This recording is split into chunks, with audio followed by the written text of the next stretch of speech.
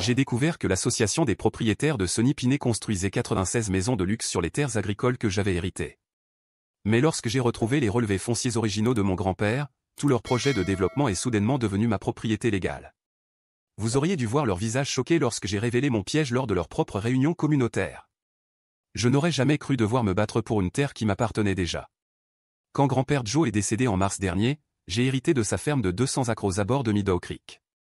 Cette propriété appartenait à notre famille depuis des générations. Je vivais loin, en ville, avec un travail prenant qui m'empêchait de lui rendre visite aussi souvent que je l'aurais voulu. Mon téléphone a sonné à 6 heures du matin un mardi. C'était Madame Thompson, la voisine de mon grand-père depuis 40 ans. Ils construisent des maisons sur ta propriété, m'a-t-elle dit d'une voix tremblante de colère. De grosses machines jaunes ont commencé à creuser hier. Tu dois venir vite. Au début, j'ai cru qu'elle se trompait. Peut-être que les ouvriers avaient franchi la limite de ma propriété par erreur. Mais Madame Thompson n'était pas du genre à exagérer. Les gens de Sonny Pinet ont mis des panneaux partout, a-t-elle continué. Ils prévoient de construire presque une centaine de maisons sur tes champs de l'Est. J'ai jeté quelques vêtements dans une valise et j'ai pris la route en direction de Meadow Creek, dépassant les limites de vitesse tout du long. 5 heures plus tard, j'ai emprunté le chemin de terre menant à la ferme de mon grand-père. Le sentier familier me semblait soudain différent. Le calme de la campagne était brisé par le vacarme des machines lourdes. Des nuages de poussière s'élevaient au-dessus des arbres. En arrivant en haut de la colline qui surplombait la section et de la propriété, mon cœur s'est serré. Une flotte de bulldozers et d'excavatrices éventrait le sol où grand-père cultivait autrefois du maïs et du soja. Des ouvriers en casque se déplaçaient comme des fourmis, marquant des zones avec une peinture en spray orange vif. Un grand panneau se dressait près de la route. Futur site de Sonny Pinet East. 96 maisons de luxe à partir de 450 000 $. J'ai garé ma voiture et je me suis dirigé vers une femme qui se tenait à l'écart des ouvriers. Elle portait un pantalon beige impeccable et un chemisier blanc immaculé. Malgré la poussière qui flottait dans l'air, sa coiffure était parfaite. Elle tenait un clipoir et parlait au téléphone. « Excusez-moi » ai-je dit lorsqu'elle a raccroché. « Que se passe-t-il ici ?» Elle m'a regardé de haut en bas, comme si j'étais un vendeur ambulant perturbant sa journée. « Nous préparons un développement résidentiel » a-t-elle répondu d'une voix posée et maîtrisée. Diane Reynolds, présidente de l'association des propriétaires de Sonny Pinet. Elle a tendu sa main, sans aucune chaleur. « Ceci est ma terre » ai-je dit, ignorant son geste. Mon grand-père, Joe Miller, était propriétaire de cette ferme. Il est récemment décédé et j'en ai hérité. Le sourire de Diane ne touchait pas ses yeux. Il doit y avoir une erreur. Sonny Pinet Développement a acheté ce terrain l'année dernière. Nous avons tous les permis et autorisations nécessaires. C'est impossible, ai-je rétorqué. Mon grand-père n'aurait jamais vendu cette terre. Peut-être qu'il ne vous l'a pas dit, a-t-elle ajouté, presque avec pitié. La vente a été finalisée il y a 9 mois. Nous planifions cette expansion depuis des années. Mon esprit s'est emballé. Mon grand-père était malade dans ces derniers mois, mais il avait toute sa tête. Il n'aurait jamais vendu sa précieuse ferme sans m'en parler. Quelque chose ne tournait pas rond. Je veux voir ces documents, ai-je exigé. Vous pouvez contacter notre service juridique, m'a dit Diane en me tendant une carte de visite. Mais je vous assure que tout est en règle. Maintenant, si vous voulez bien m'excuser, nous avons un planning à respecter. Elle s'est retournée, déjà en train de composer un numéro sur son téléphone. Je suis resté là, impuissant, regardant les machines continuer de détruire le sol qui avait nourri ma famille pendant des générations. De retour à la ferme, Madame Thompson m'attendait sur le porche avec une carafe de thé glacé et un air inquiet. Ils ont commencé à venir avec des outils de mesure il y a environ 3 mois, m'a-t-elle expliqué. Ton grand-père était furieux. Il ne cessait de dire qu'ils n'avaient aucun droit, qu'ils essayaient de voler ce qui ne leur appartenait pas. Est-ce qu'il a mentionné avoir vendu une partie de la ferme? Ai-je demandé. Jamais. Joe jurait que cette ferme resterait dans votre famille pour toujours. Les yeux de Madame Thompson se sont embués de larmes. La veille de son départ à l'hôpital, il fouillait son vieux bureau. Il disait qu'il devait trouver quelque chose d'important pour protéger la ferme. Le bureau de mon grand-père était resté intact depuis sa mort. Je n'avais pas eu le courage de fouiller ses affaires lors de ma brève visite pour ses funérailles. Mais à présent, j'avais besoin de réponses. La petite pièce sentait encore le tabac de pipe et les livres anciens. Des étagères tapissaient les murs, pleines d'almanachs agricoles, d'albums photos de famille et de décennies de registres minutieusement tenus. Mon grand-père notait tout, les quantités de pluie, les rendements agricoles, les réparations des équipements, tout était soigneusement écrit à la main. Où aurait-il pu ranger les documents de propriété? Le classeur métallique semblait être un bon point de départ. J'ai ouvert le tiroir du haut et trouvé des dossiers classés par année. Rien sur une vente de terrain ou sur Sonny Pinet. Les heures ont passé alors que je fouillais. La nuit est tombée, et mes yeux fatigués à force de lire des documents jaunis sous la lumière d'une lampe. Alors que j'étais sur le point d'abandonner, j'ai remarqué une planche mal ajustée sous le bureau. Je l'ai poussée du pied, et elle a bougé légèrement. Je me suis agenouillé et l'ai soulevée avec un coupe-papier. À l'intérieur de la cachette se trouvait une boîte en métal. Une clé pendait sous le bureau. Dans la boîte, j'ai trouvé l'acte de propriété de la ferme, le testament de mon grand-père me nommant comme héritier, et plusieurs anciens relevés fonciers. Mais le plus intriguant était une lettre écrite de sa main et adressée à moi. Et si tu lis ceci, commençait la lettre, c'est que quelqu'un essaie de nous voler ce qui nous appartient. Mes mains tremblaient en lisant ces mots. Grand-père expliquait que les promoteurs s'intéressaient à ces terres depuis des années. Ils avaient essayé de le convaincre de vendre, mais il avait toujours refusé. Durant ces derniers mois, un homme de Sonny Pinet l'avait visité à plusieurs reprises. Il lui avait demandé de signer un papier, prétendant qu'il s'agissait d'une simple servitude de passage, lui présentant des documents différents à chaque fois. « Je n'ai jamais signé ma terre », écrivait grand-père. « Et si quelqu'un dit que je l'ai fait, c'est un mensonge. Regarde le relevé de 1910 et compare-le avec celui du cadastre actuel. La vérité est dans les limites. » J'ai continué à fouiller dans la boîte et j'ai trouvé le relevé original. Il montrait que les limites de la propriété étaient bien plus étendues que je ne le pensais. Selon ce document, la ferme de mon grand-père faisait en réalité près de 280 acres, et non les 200 inscrits dans les registres actuels. Je n'ai pas dormi cette nuit-là. J'ai étalé les documents sur la table de la cuisine, comparant l'ancien relevé avec les cartes récentes. Quelque chose de louche s'était produit au fil des décennies. À l'aube, j'ai su ce que je devais faire. D'abord, je devais trouver un avocat. Ensuite, je devais comprendre exactement ce que Diane Reynolds et son association tramaient. S'ils pensaient pouvoir voler ma famille, ils allaient apprendre une leçon douloureuse. J'ai replié la lettre de mon grand-père. Ils étaient sur le point d'apprendre une leçon douloureuse. Je repliai la lettre de grand-père et la glissai dans ma poche.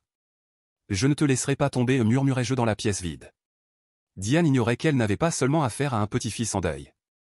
Elle venait de tomber droit dans un piège tendu par un homme qui avait anticipé ses mouvements, même depuis sa tombe. Je ne dormis pas cette nuit-là. À 8 heures du matin, j'attendais déjà devant le bureau de Walter Franklin, le seul avocat spécialisé en droit foncier de Meadow Creek. Sa secrétaire parut surprise quand je demandai un rendez-vous d'urgence, mais elle réussit à me caser avant le déjeuner. « Donc, vous pensez que Sonny Pinet construit sur un terrain qui vous appartient ?» me demanda Walter après que je lui eus expliqué la situation. Il était plus âgé que je ne l'imaginais, avec de grosses lunettes et un nœud papillon qui semblait venir d'une autre époque. J'étalai les documents sur son bureau. Voici les relevés originaux de 1910, mis à jour en 1978. Comparez-les avec les registres actuels du comté. Walter examina les documents, suivant les lignes des limites du doigt. Ses sourcils se haussaient de plus en plus à mesure qu'il analysait les données. C'est très inhabituel, finit-il par dire. Selon ces documents, votre propriété s'étend presque 1 kilomètre plus à l'est que ce qui est officiellement enregistré. Cela inclurait non seulement le chantier de construction, mais aussi le clubhouse de Sonny Pinet et une vingtaine de maisons construites il y a 5 ans complétaient jeu. Walter retira ses lunettes et se frotta les yeux. Un litige foncier de cette ampleur ne sera pas simple. Nous devons comprendre comment et quand ces modifications ont été apportées aux registres officiels. Il appela le bureau du cadastre et mit la conversation sur haut-parleur. Après avoir traversé un labyrinthe de services administratifs, nous fîmes une découverte choquante. En 1984, un léger ajustement de la limite avait été enregistré. Une simple servitude de 3 mètres pour des infrastructures publiques. Mais en 1997, un changement bien plus important était apparu, réduisant la propriété de près de 80 acres. La documentation était minimale, un simple formulaire avec une signature à peine reconnaissable comme celle de mon grand-père. Il était à l'hôpital ce mois-là, dis-je en vérifiant la date. Opération à cœur ouvert. Il n'aurait pas pu signer cela. L'expression de Walter s'assombrit. Cela constituerait une fraude. Mais prouver cela après toutes ces années ne sera pas facile. Que pouvons-nous faire ? Demandai-je. Déposer une injonction d'urgence pour arrêter immédiatement la construction. Ensuite, demander au tribunal de reconnaître les limites originales sur la base des anciens relevés. Nous aurons besoin d'un géomètre professionnel pour vérifier ces anciens plans, ajouta Walter, préparant le dossier d'urgence. Je compris que j'avais besoin de plus de preuves. Je me rendis au bureau des archives du comté et demandai tous les documents relatifs à la société Sonny Pinet Développement. Des heures plus tard, caché dans un coin de la bibliothèque, entouré de piles de documents publics, je trouvai un trésor. Sonny Pinet n'était pas qu'un simple lotissement. C'était une toile complexe de sociétés écrans. Les mêmes sinon apparaissaient partout. Diane Reynolds, son mari Thomas Reynolds, le commissaire du comté James Harris, le directeur du bureau d'urbanisme Mark Wilson et 2 autres que je ne reconnaissais pas. Mais le document le plus intéressant datait de seulement 3 mois. Une approbation de près de 16 millions de dollars pour financer Sonny Pinet East, en utilisant ma terre comme garantie. Je pris des photos de tout avec mon téléphone et me dirigeai vers ma prochaine destination, le bureau du Meadow Creek Gazette, le journal local. La rédactrice en chef, Tanya Williams, connaissait mon grand-père. Quand je lui expliquai que j'enquêtais sur une fraude potentielle impliquant des officiels influents, son instinct journalistique s'éveilla. Je ne peux pas publier d'accusation sans preuve concrète, prévint-elle. Mais je peux examiner le processus d'approbation de ce projet. Il est vrai que tout cela avançait bien vite. De retour à la ferme, je trouvai Madame Thompson en pleine conversation avec un autre voisin âgé, Monsieur Grayson. Quand je mentionnai Diane Reynolds, son visage se ferma. Cette femme est la raison pour laquelle j'ai vendu ma maison, dit-il avec amertume. L'association de propriétaires me collait une amende chaque semaine pour un aménagement paysager non conforme. Cela faisait 20 ans que je cultivais ces tomates. Ensuite, ils ont décrété que mon atelier violait une règle qu'ils venaient d'inventer. Les amendes continuaient à tomber jusqu'à ce que je ne puisse plus me battre. Combien d'autres ont subi la même chose? Demandai-je. Au moins une douzaine de vieux propriétaires ont vendu ces 5 dernières années. Toujours pour un prix inférieur au marché. Toujours à des sociétés qui, plus tard, s'avéraient liées à ces gens de Sonny Pinet. Un schéma bien rodé. 1. Repérer des propriétaires vulnérables. 2. Les harceler avec des amendes et des réglementations. 3. Les forcer à vendre à bas prix. 4. Développer le terrain et encaisser des millions. Mon grand-père avait été leur dernière cible. Mais il avait un coup d'avance. Mon téléphone sonna. Walter Franklin. Le juge a accordé notre injonction d'urgence, annonça-t-il. La construction doit cesser immédiatement jusqu'à l'audience la semaine prochaine. Mais préparez-vous, ça va devenir compliqué. Je le remerciai et raccrochai. Me sentant enfin en position de force, je retournai sur le site de construction, l'ordonnance du tribunal en main. Les ouvriers rangeaient déjà leurs outils pour la journée. En arrivant, je remarquai le SUV noir et élégant de Diane, toujours garé près du bureau du site. Elle sortit alors que je m'approchais, son téléphone greffé à l'oreille comme toujours. Quand elle me vit, son expression se durcit. La construction s'arrête maintenant, dis-je en lui tendant l'ordonnance du tribunal. Les limites légales sont contestées. Elle parcourut le document, et pour la première fois, son masque de sérénité se fissura légèrement. C'est ridicule. Nous avons toutes les autorisations nécessaires. Basées sur des limites frauduleuses. J'ai les relevés d'origine. Pour la première fois, je vis un éclat d'incertitude dans ses yeux. Il disparut presque aussitôt, remplacé par une détermination glaciale. Ce petit numéro va vous coûter cher, souffla-t-elle. Vous ne savez pas à qui vous avez affaire. Au contraire, je sais exactement. Sinon sur des dizaines d'enregistrements de sociétés. 16 millions de dollars de prêts garantis par des terres volées. Des fonctionnaires locaux accélérant des projets dans lesquels ils investissent secrètement. Je n'avais pas prévu de dévoiler tout ce que je savais. Mais l'expression sur son visage en valait la peine. Sa main manucurée serra son téléphone si fort que ses jointures blanchirent. Vous faites une grave erreur, siffla-t-elle. Nous pouvons être raisonnables. Peut-être pourriez-vous envisager une offre généreuse pour le reste de votre ferme. 7 chiffres. Paiement immédiat. Pas intéressé. Tout le monde a un prix. Son sourire revint, confiant et prédateur. Réfléchissez bien. Vous ne vivez même pas ici. Pourquoi vous souciez de cette vieille terre? Cette vieille terre est dans ma famille depuis 4 générations. Elle n'est pas à vendre. Je me retournai, sentant son regard brûler mon dos. Alors que j'atteignais ma voiture, elle lança. Le commissaire Harris joue au golf avec mon mari. Le juge Evans dîne chez moi. Un sourire lent et venimeux. Vous n'êtes personne, ici. Je savais que la bataille ne serait pas facile. Diane Reynolds et son entourage avaient du pouvoir, des connexions et de l'argent. Mais ce qu'ils ignoraient, c'est que j'avais déjà vu des affaires similaires ailleurs. Au Brésil, une femme avait prouvé qu'elle était la véritable propriétaire des terres sur lesquelles la ville de Jericoacoara s'était construite. Aux États-Unis, un homme avait récupéré un réservoir d'eau entier après avoir prouvé que les registres officiels avaient été falsifiés. Leur jeu n'était pas nouveau pour moi. Ils avaient de l'expérience dans l'art du vol, mais moi, j'avais de l'expérience dans l'art du combat. La première audience fut programmée pour la semaine suivante. Mon avocat, Walter Franklin, me prévint que les tribunaux locaux pourraient poser problème. Le juge Evans, qui traitait la plupart des affaires foncières de Meadow Creek, était bien trop proche de Diane. Je ne pouvais pas faire confiance au système local. Il me fallait attirer l'attention sur cette affaire. Le lendemain, je me rendis au Meadow Creek Gazette avec tous les documents que j'avais trouvés dans les archives publiques. Tanya Williams, la rédactrice en chef, les lut attentivement, et pour la première fois, je vis une lueur d'intérêt réel dans ses yeux. Si tout cela est vrai, nous sommes face à l'un des plus grands scandales de fraude foncière de la région, dit-elle. Ce n'est pas juste une hypothèse, Tanya. J'ai des preuves. Je lui montrai les registres falsifiés, les signatures contrefaites et les antécédents de corruption de Sonny Pinet. Elle attrapa son téléphone et passa plusieurs appels. En quelques heures, une équipe de journalistes était déjà en train d'enquêter sur l'affaire. Au tribunal, comme prévu, Diane arriva entourée d'une armée d'avocats. Ils tentèrent d'argumenter que Sonny Pinet possédait tous les documents nécessaires, mais Walter fut implacable. Il présenta l'arpentage original de 1910, prouva que mon grand-père n'avait jamais signé les papiers modifiant les limités, surtout, révéla que c'était le comté lui-même qui avait facilité ce vol. Le juge Evans, visiblement mal à l'aise, tenta de minimiser l'affaire. Ce n'est qu'une simple erreur administrative, déclara-t-il, évitant mon regard. Rien qui ne puisse être réglé par une compensation financière. Ce n'est pas une erreur, votre honneur, répliquai-je. C'est une fraude. Diane esquissa un sourire narquois. Nous sommes disposés à faire une offre généreuse pour régler ce différend. Je ne veux pas de votre argent. Je veux récupérer mes terres. Elle leva les yeux au ciel, mais je vis que quelque chose en elle venait de changer. Elle savait que cela n'allait pas se régler aussi facilement. Cette nuit-là, je reçus ma première menace anonyme. Une lettre sans signature avait été laissée sur le porche de la ferme. La abandonne. Ça ne finira pas bien pour toi. Je déchirai le papier et le jetai à la poubelle.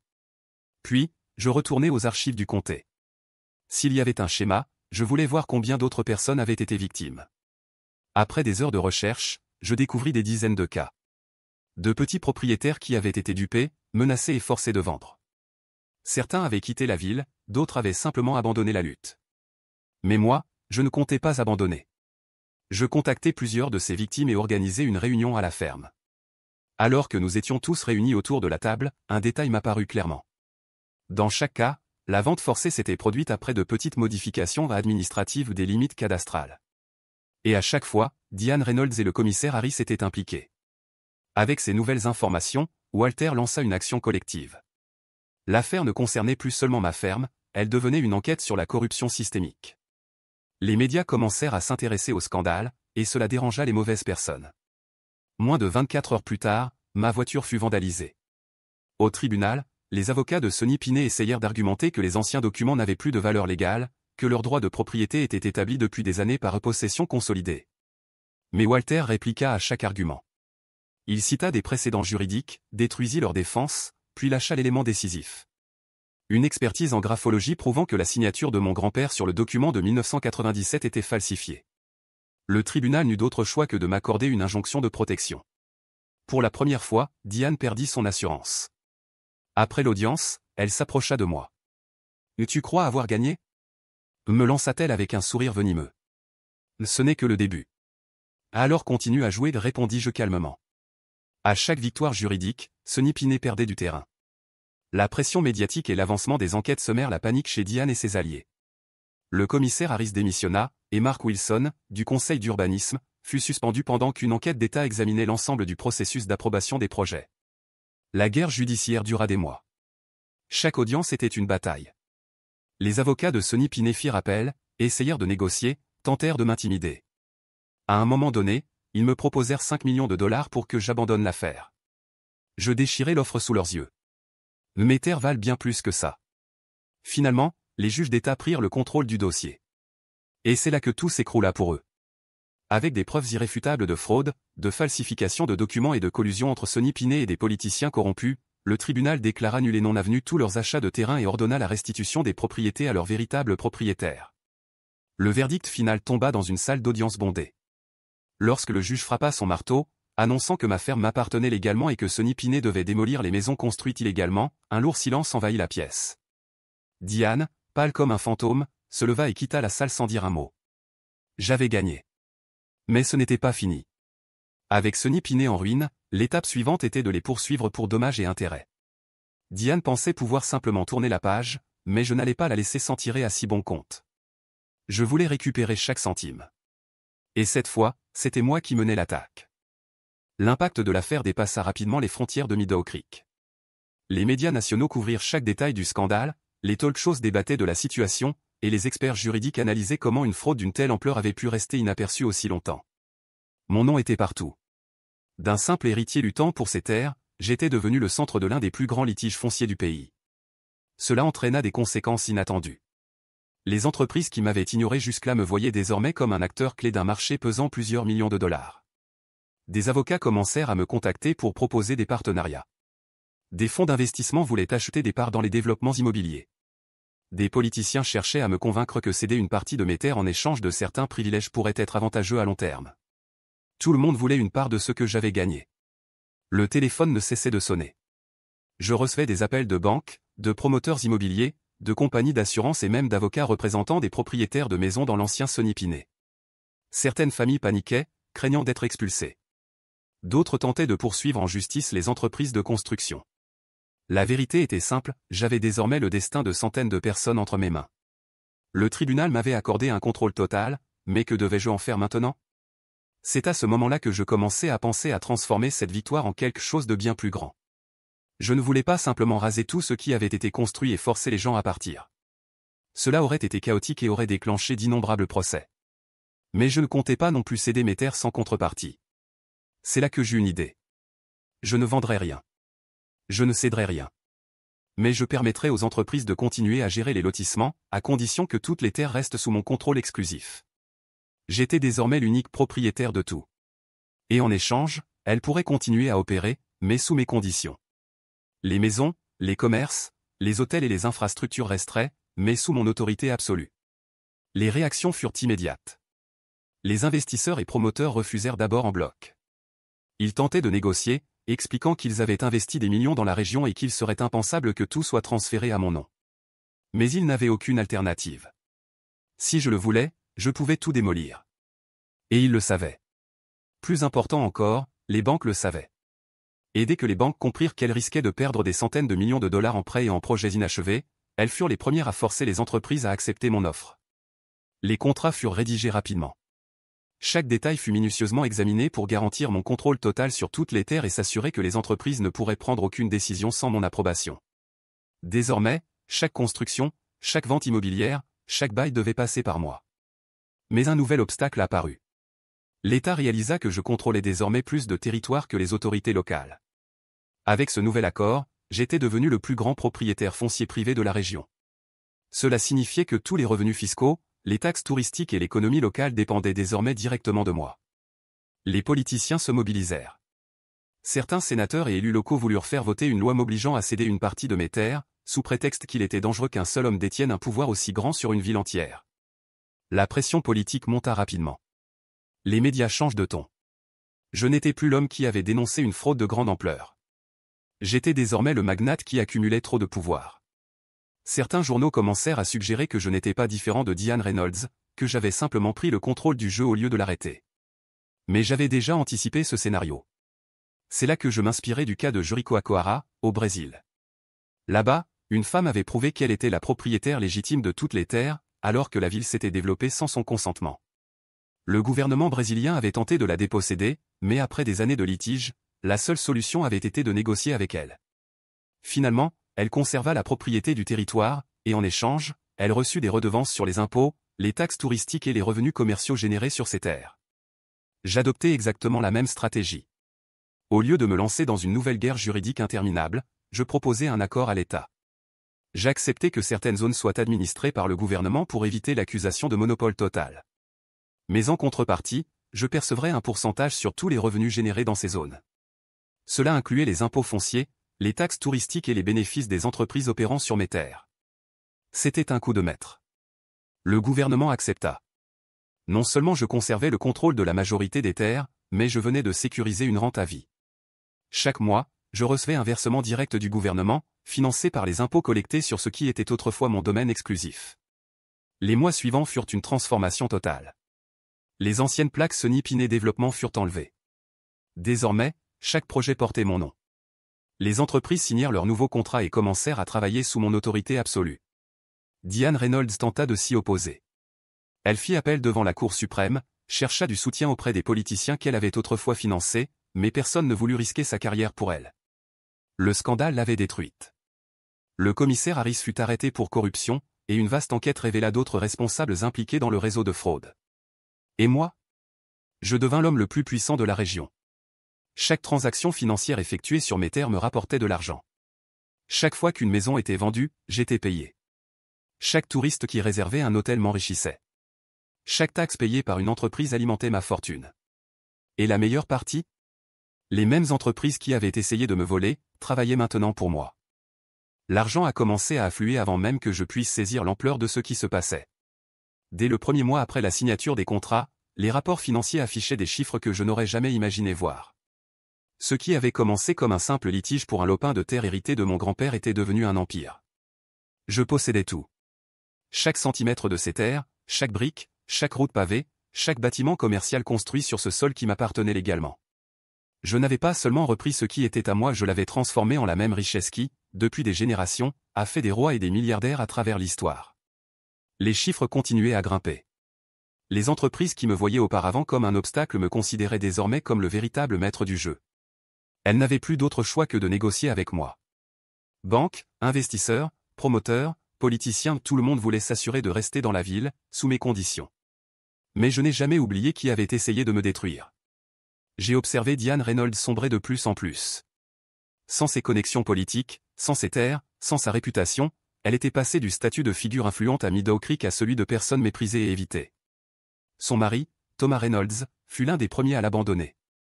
Après avoir signé les contrats avec moi, garantissant que les entreprises continueraient à fonctionner sous mon administration, Diane était devenue inutile. Il avait rejoint le camp des vainqueurs, comme le font tous ceux qui n'ont ni principe, ni loyauté, seulement des intérêts.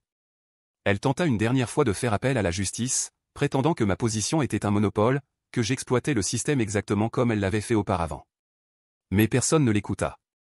Personne ne veut entendre les lamentations d'un joueur qui a tout misé, et tout perdu. Elle n'avait eu aucun scrupule à essayer de me prendre ce qui m'appartenait, et maintenant, personne n'avait de scrupule à la voir tout perdre. Et je ne regrettais rien. Parce qu'au final, la justice ne faillit jamais. Elle peut mettre du temps, elle peut donner l'impression que les corrompus et les escrocs gagnent au début, mais tout finit par s'équilibrer. Mon grand-père le savait. Il avait conservé ces vieux documents parce qu'il savait qu'un jour ou l'autre, quelqu'un tenterait de le tromper. Il était mort sans voir cette victoire, mais chaque dollar qui entrait désormais sur mon compte était la preuve que son intuition était juste. Et il n'y avait rien de mal à cela. La vérité, c'est que c'est ainsi que l'élite de tous les pays a bâti sa fortune. Tout a toujours reposé sur la terre. Au final, ce qui compte vraiment, c'est le contrôle des terres, car celui qui possède la terre possède le pouvoir. Les plus riches du monde n'ont pas commencé avec la technologie, les banques ou les entreprises modernes, ils ont commencé avec la terre. Rois, barons, seigneurs féodaux, grands propriétaires terriens, ils ont imposé les règles de la société pendant des siècles, parce qu'ils avaient compris ce que les autres ignoraient. Aujourd'hui, le jeu est toujours le même. Seuls les titres ont changé, remplacés par des contrats modernes, mais l'essence reste identique. Cela s'est également produit au Brésil, et peu de gens ont compris l'importance de ce qui s'est passé. Une femme a prouvé devant la justice que les terres d'une zone touristique entière lui appartenaient légalement. Elle n'a pas dû lutter contre un promoteur immobilier, comme moi. Elle a dû lutter contre un pays tout entier. Pendant des années, sa famille possédait un terrain sur lequel des hôtels, des restaurants, des routes et une économie touristique entière avaient été construits sans son consentement, sans compensation. Lorsqu'elle a porté l'affaire devant les tribunaux, le gouvernement a essayé de la discréditer, de la faire passer pour une opportuniste. Mais elle avait les documents nécessaires, elle détenait la vérité. En 2024, l'État n'a eu d'autre choix que de négocier. Il ne pouvait pas l'exproprier sans lui verser des milliards en compensation. La seule solution fut de conclure un accord, elle resterait la seule propriétaire, tandis que le gouvernement administrerait une partie de la région en lui versant des redevances sur les impôts, le tourisme et les loyers commerciaux. Du jour au lendemain, elle est devenue l'une des femmes les plus puissantes du pays. Avec un seul procès, elle a fait en sorte qu'une ville entière travaille pour elle. Et j'ai fait exactement la même chose ici. Mon nom était désormais inscrit dans chaque recoin de Meadow Creek. Toute l'économie de la ville passait par moi. Chaque maison vendue me rapportait de l'argent. Chaque entreprise qui ouvrait une succursale me payait. Chaque touriste qui visitait les complexes hôteliers contribuait à ma fortune. Même le gouvernement me versait des paiements, parce qu'au lieu de se battre contre moi, il avait conclu qu'il valait mieux me payer pour que tout continue à fonctionner. Et c'est la seule vérité qui compte. Parce que la justice gagne toujours. Cela peut prendre du temps, sembler impossible au début, mais ceux qui comprennent réellement comment fonctionne le monde savent qu'à la fin, celui qui possède la Terre possède tout. Et maintenant, je possède tout.